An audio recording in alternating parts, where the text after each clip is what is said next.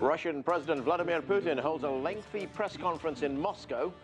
What were the headlines and world reaction? Hello, I'm Anton Fedyashin, and this is The Heat.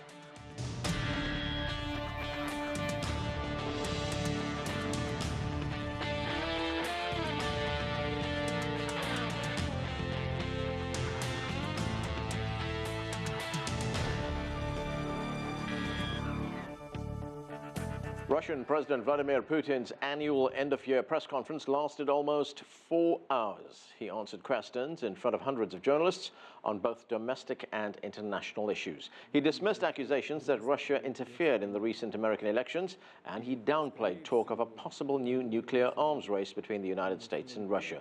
But he also took time to underline Russia's military strength. Why have officials of the current U.S. administration started declaring that they are the strongest and the most powerful all of a sudden? Yes, they do have more missiles, submarines and aircraft carriers. We don't argue with that. We just say that we are stronger than any aggressor. And it is true. Putin also answered questions about other big international news stories, including the war in Syria and the assassination of the Russian ambassador to Turkey. And with me now here in the studio is Anton Fedyashin. He is a professor at American University, and he's a specialist in Russian and European history. Also joining us in the studio is Becker. He's the author of Imperialism in the 21st Century. He's also executive director of the Answer Coalition. Joining us from London is Alexander Nekrassov. He is a political commentator and former Kremlin advisor. And with us too is Erik Brattberg. He is a senior fellow and director for special projects at the McCain Intitute. Thank you to all of you for joining us. Anton, let me start with you. This was President Putin's 12th news conference, the annual news conference that he has. It's become something of a tradition in Moscow. What were your main takeaways from this encounter with journalists? Nothing terribly surprising in a bad way, certainly, and sounds like a laurel wreath held out to the United States, and plenty of hopes that the Trump administration and the Putin administration can work together. So I think that's the main thing to carry away from today. Alexander, did you hear any surprises at this news conference? Was any news made at all? Well, I think the main surprise for me was that President Putin devoted so much to foreign affairs, because I suspect that many people were expecting him to deal in more detail with the economy, with the domestic problems. But I think he laid them aside, and that was, for me, the surprising bit about this press conference.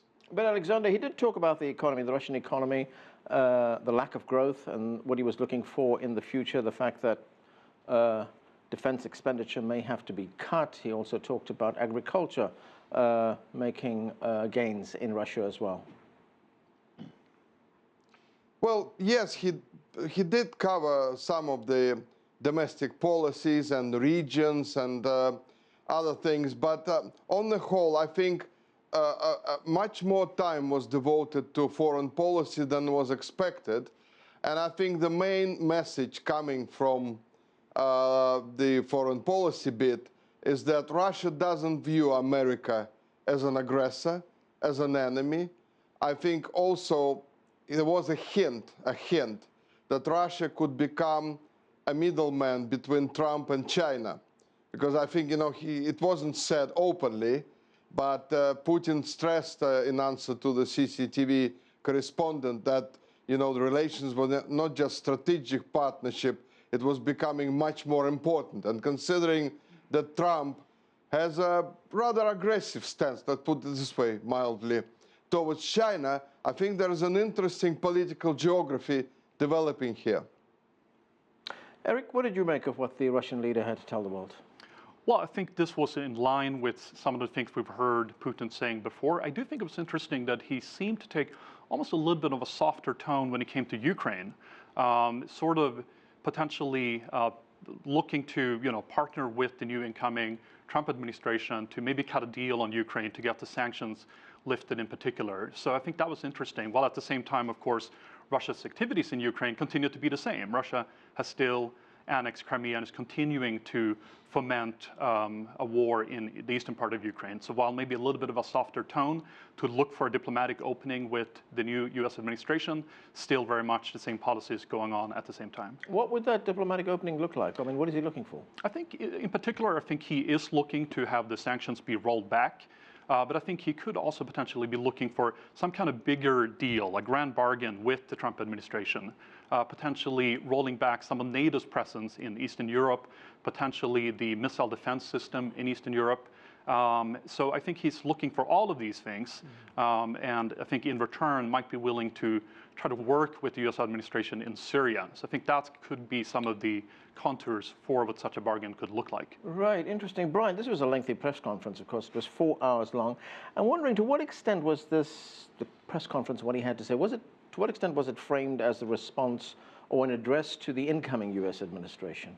Well, without doubt, it was an address to the incoming administration, but it was also an address to the mainstream media narrative about what happened inside the U.S. elections. Was there a Russian role inside the U.S. elections, which, of course, Putin made the point again that the Russian government did not influence the U.S. elections, that the Democrats are playing the blame game. They should take responsibility for their own failure.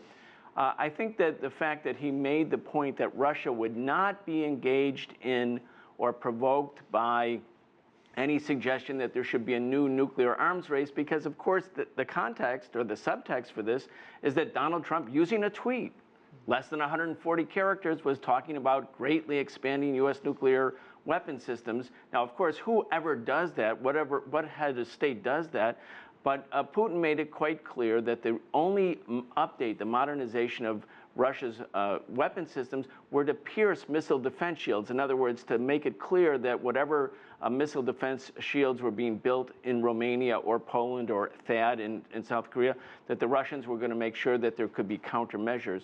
So I think you saw Putin acting and speaking in a prudent way, in a cautious way, in a slightly and cautiously optimistic way. I agree with our Russian guest, too, that he made the point that China is a strategic partner, the biggest partner, he said. And I think that made it quite clear that if Trump is trying to create daylight between China and Russia, that Putin is signaling in a soft way, in a prudent way, that that's not on the table. Anton, he was certainly prudent. He didn't seem to be provoked by anything, these accusations that Russia was involved in the election or the tweet that Donald Trump sent out on nuclear weapons. In fact, he said that that particular tweet about nuclear weapons and the U.S. Wanting to expand its nuclear arsenal didn't come as a surprise. He said he wasn't surprised by it, that it was something that Trump had said during the campaign. Absolutely. I think we saw a very constructive Russian president today, which I have to say isn't terribly different from the way he has approached most of these press conferences. He's always been respectful of foreign leaders, although he disagrees with many of them on very specific points. So again, this seems like sort of the threshold sort of set of statements before the new administration comes into power in Washington. As far as the China-Russia-U.S. relationship goes, I think Putin understands very well that the Russians are not powerful enough to really challenge either the U.S. or the Chinese openly in any way, nor do they want to. But the Russians have enough clout that if they lean towards the Chinese or towards the Americans on any set of geopolitical issues, they can affect the outcome. And this is, I think, a reminder to both Beijing and Washington that Russia should be taken seriously, and when treated as an equal partner, it is ready to compromise and deal with equal partners. And to the point that Russia can act as a middleman in this relationship between China and the United States? Quite possible, but then that depends on a whole broad range of questions, and you'd have to look at the specifics to see how the Russians will behave. Right. Alexander, on the nuclear issue, let's listen to part of what President Putin had to say. Let's watch this. As concerns the new president-elect of the United States, Mr. Trump, there is nothing new here. During his election campaign, he spoke about the necessity of strengthening the nuclear component of the United States to strengthen the armed forces. There is nothing unusual here. So, Alexander, here we have the Russian president who appears to be taking everything in his stride. There was no panic, no sense of panic whatsoever. But could this lead to a new arms race? Well, to be honest with you, I don't think that Putin was prepared to go into any sort of detail. I think the whole his angle on foreign relations, and specifically on relations with America, is that he was welcoming the new president. He was waiting for what the administration is going to say to Russia. He was waiting to meet, basically expecting to meet with him. So, to be honest, I don't think we should look very closely into all these things now, because the detail will be discussed later. And I think that he took a calm approach regarding that nuclear build-up.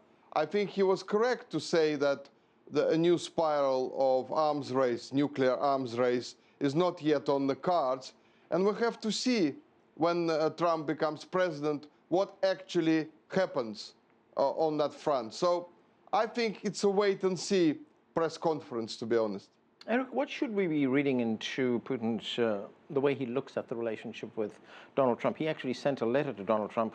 I'm going to read you part of it, in which he says, "I hope that after you assume the position of the President of the United States of America, we will be able, by acting in a constructive and pragmatic manner, to take real steps to restore the framework of bilateral cooperation in different areas, as well as bring our level of collaboration on the international scene to a qualitatively new level." Yeah, I don't think we should maybe read in too much into a letter like this. I think it's more of a diplomatic courtesy. But I do think that it's clear that Putin is very much looking forward to the prospect of a Trump administration and potentially improving Russian-American ties. And I think, again, what he's looking for is sort of for Trump to be rolling back some of NATO's presence in Eastern Europe, to remove sanctions, to work with Russia on issues where they might have shared interests, such as in Syria. I personally think that such an arrangement would be very unfortunate, and I think it's important to keep a tough line on Putin, and if you do try to cut a deal, that will eventually be something that will backfire. So while Putin may be optimistic, and why Trump may initially be willing to consider dealing with Putin and finding some kind of arrangement that would improve ties, I find it very unlikely that that would last for a long time. I think eventually things will turn sour again, and the relationship will go back to where it is today. Brian, there was a response from Trump to that letter. Trump said, "A very nice letter from Vladimir Putin. His thoughts are correct.